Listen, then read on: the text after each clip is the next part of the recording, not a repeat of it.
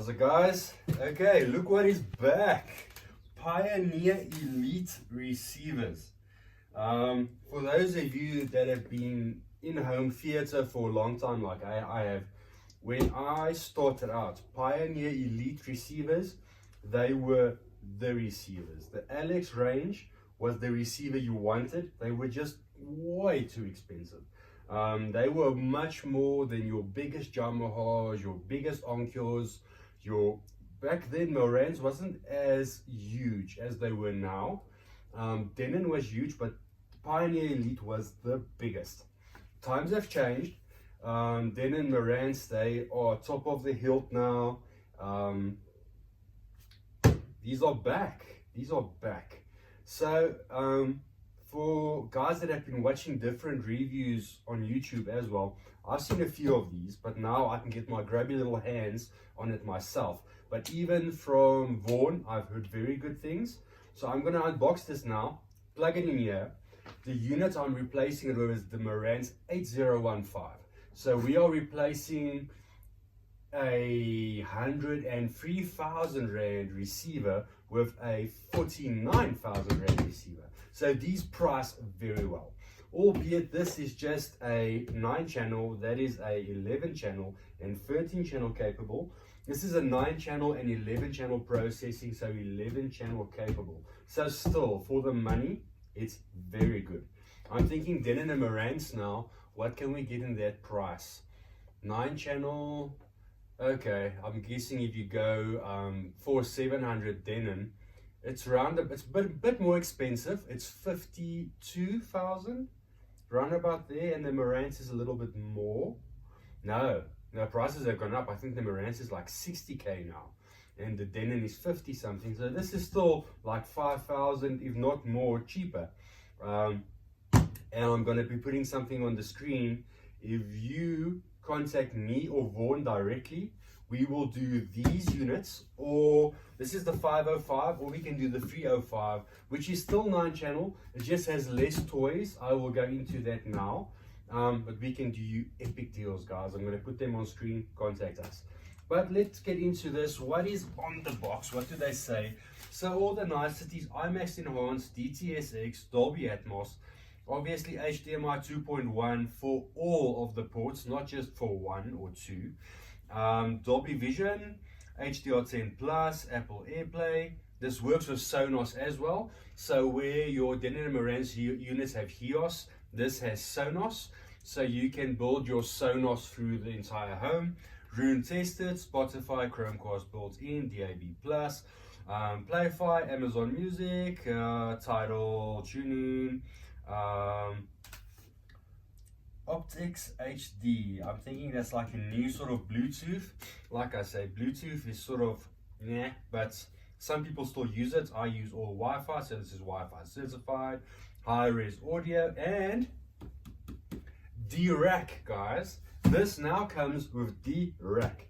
If you guys don't know what that is like top of the hill for room calibration. Even the new Denon and Marantz units coming end of the year, going to be running D-Rack. So it looks like D-Rack is taking over the world. Okay, but let's get into this. Yeah, very excited to proceed. It also works Amazon Alexa, so you can talk to this stuff.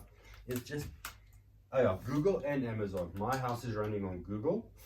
And I know some of the Denon stuff is only like Alexa at this moment. But yeah, they all will come around eventually. Okay.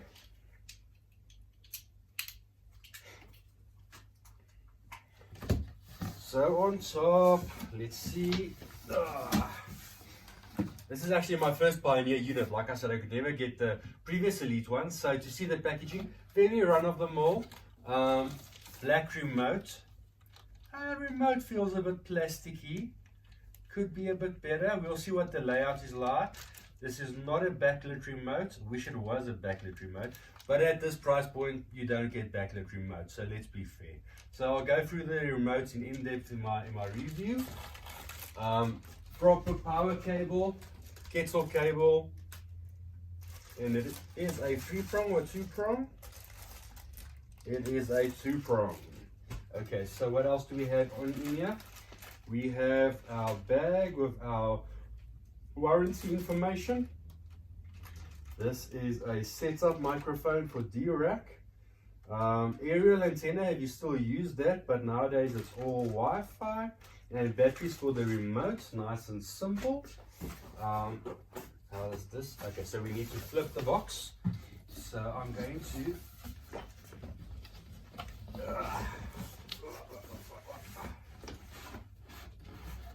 that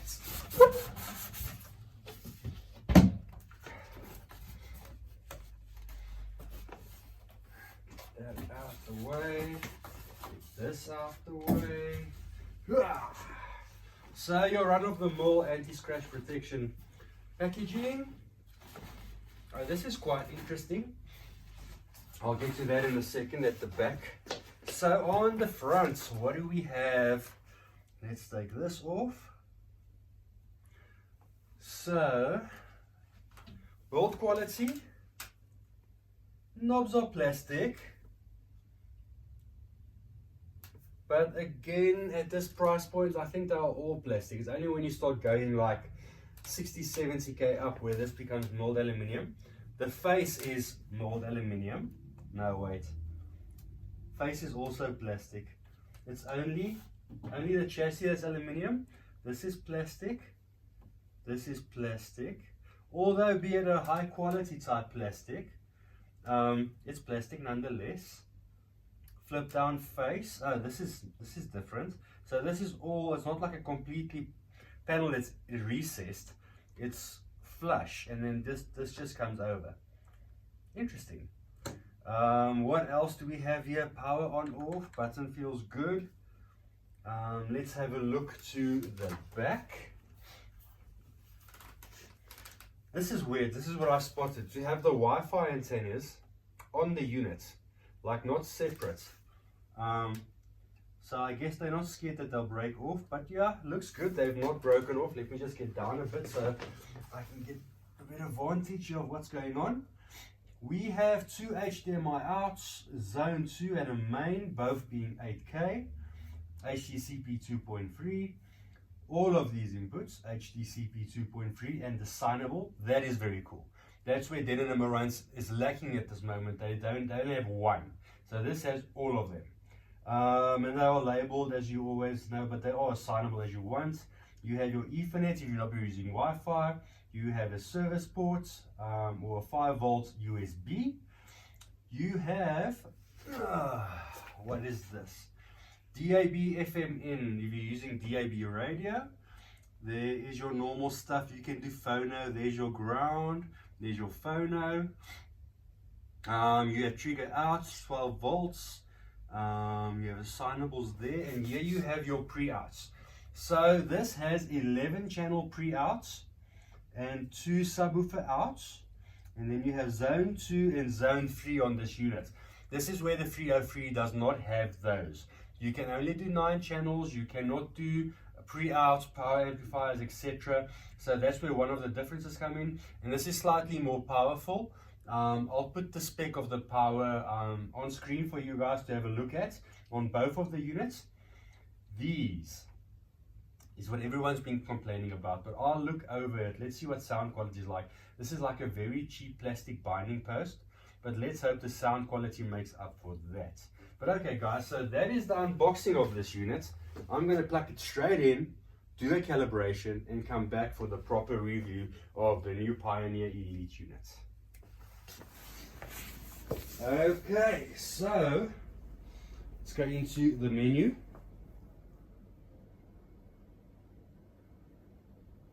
Okay, so you have your system sets up, then you have your the advanced calibration for the Pioneer, but you also got D-Rack on this, which is good. Let's go to the system setup. Let's go to my first major miss on this unit, and it's a big one. This is actually like a deal breaker for me, but it might not be for most, but it is for me. Crossover. So you can designate if you want your speakers large or small. So what you cannot do is I cannot go and designate the hertz for every speaker. So you need to set your crossover to where you want it. And this will be for all speakers. Why is this bad? So 80 Hertz is like a THX reference sort of where you start off at. But I might have big speakers in front as I have. That's why I've got the fronts on large, which is not always good. I've got them on a power amp so they can handle it. But this unit alone, if you set your speakers, all of them to large, it will not handle it. It does not have the power, it will clip. So you need to set them to small. But now, for instance, I want to have, let me go up. I want to have my fronts on 60 Hertz. I might want to have my center on 80 Hertz. I might want to have my surrounds on 80 Hertz as well. But the heights I would like on 100 or 120 Hertz. So you can't do this with this unit. And for me, that is a major miss. Next thing is they tell you to only put, when you do the calibration on D-Rack, most of the people I've run into now, it sets all of these speakers, or most of them, too large. Guys, never set a speaker too large unless it can really do full range. And by full range, I mean below 20 Hertz, like 16 Hertz, all the way up. Because you are going to be getting all that hertz through to your speaker. If it can't handle it, you're going to be damaging that speaker. So that's why even if I listen to music, it's full range. But when I do my fronts on movies, I will set this to small, and I will set them to 40 or 60 Hertz, depending on the speaker and the amplification I'm providing to that speaker. Okay, so that is it there. More or less, this or the rest is like explanatory. You've got the double bass. If you want your front speakers and your subwoofers to both give the full extension signal. So let's go out of this menu. I think I went all the way out now, not just back. We'll just go back in. Yeah, let's go back in.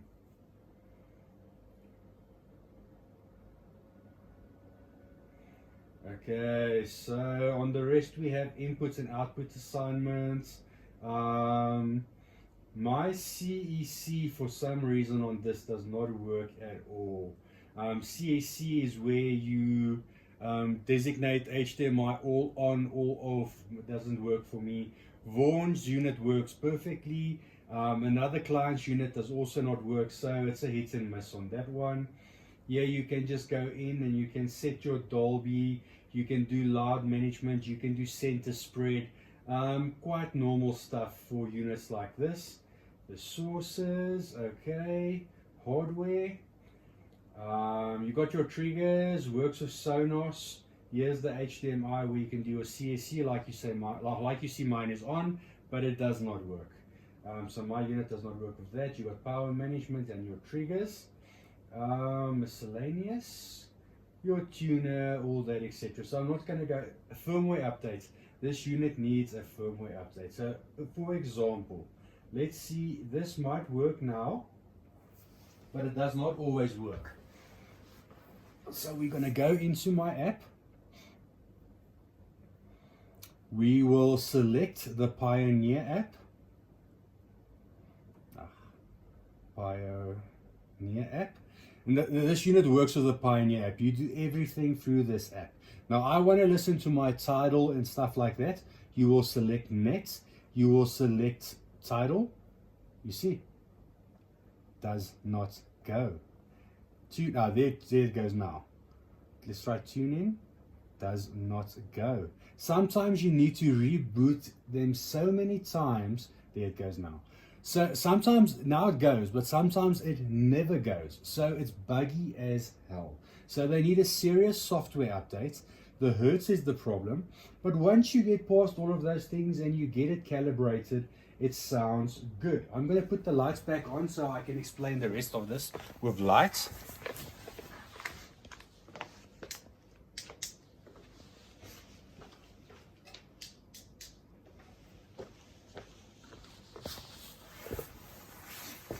Okay, so if you can get past that you cannot adjust the hertz the way you want, The buggy software, if you're going to be doing off your phone, if that does not bug you, and you just want to set and forget, this is the unit for you. It works, the sound is beautiful. As with all, this has got D-Rack on board, which is a huge plus. For those of you that have not used D-Rack, it is very finicky to set up. I sat here for 3 hours trying to get the volume controls correct. Then I battled. Keep your phone in your hand, because as soon as you put it down and the screen goes off, if you go make a cup of coffee or something, you come back, you restart, it does pick up that you were busy and it asks you, do you want to continue? But then it continues on a completely random spot where you were like 5 steps ago and not even where you were. So you need to restart in any case. So keep your phone in your hand. But once you've done that, you've got them all calibrated up. This is a beautiful sounding unit. I can't fault the sound. I just can't live with the small things. So I don't know if this is a sign of things to come for Pioneer and Onkyo. I was very excited to get these new units. And for me, it's a mixed bag of chips, really. I almost don't want to say just bad things about this unit, because there are good things. The audio is good. It's got a nice look to it. The blue LEDs. I wish that when you were watching a movie, that the screen could actually say that you are getting Atmos and stuff like that. It does when you hit the info button like the old Onkyos. But as soon as you've seen that and you go out, it goes back and it shows the cable or the Blu-ray that you are listening to. The other big problem that I have run into, let's say you have a Denon or a Marantz. Let's take a 3700. Same spec, 9 channel, 11 channel pre-outs. Same, 9 channel, 11 channel pre-outs. So normally for me, I will do a power amplifier then on my fronts, so I can use the internal amplification to run those heights.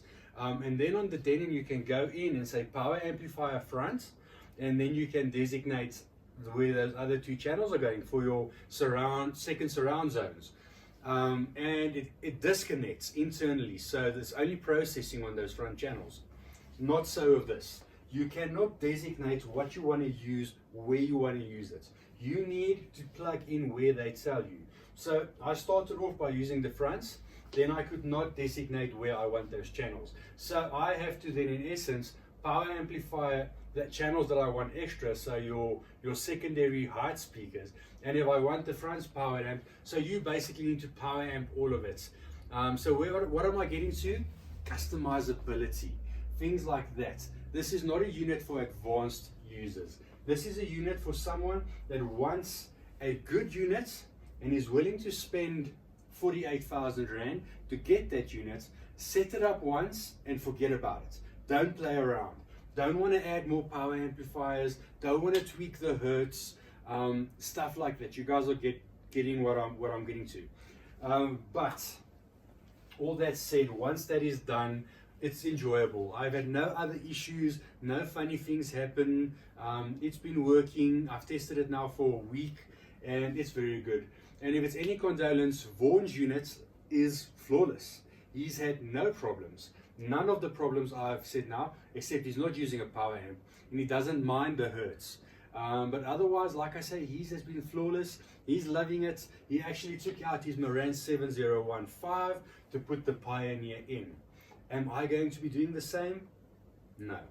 Marantz is staying where it is. Pioneer, it will be boxed up. I will actually be selling it as a demo unit that's just been used for the purposes of this video. So if someone is looking for a Pioneer LX505 Elite, drop me a mail. I'll do you a sweet deal. Yeah. So that is the video on the new Pioneer units. I actually heard that the new Onkyos have come in as well, but the prices are just going insane at the moment. So I don't know, after the Pioneer, if I'm going to be actually wasting my time, if I can say wasting my time on getting it in here. It's just not impressed me enough. It's not a bad unit, guys, don't get me wrong. It's not a bad unit. It's just I'm used to a very different level.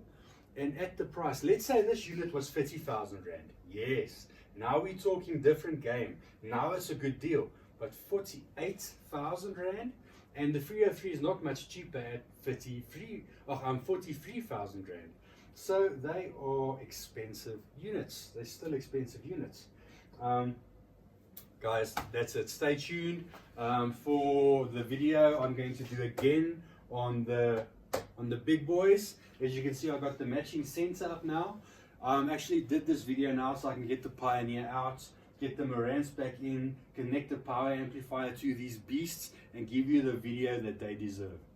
Stay tuned for that one, guys. Till next time, please like, subscribe. Your contribution by liking and subscribing and sharing helps me a lot. It costs you nothing, and it helps me get more content to the channel. Till next time, it's late. Sorry, guys. Till next time, cheers.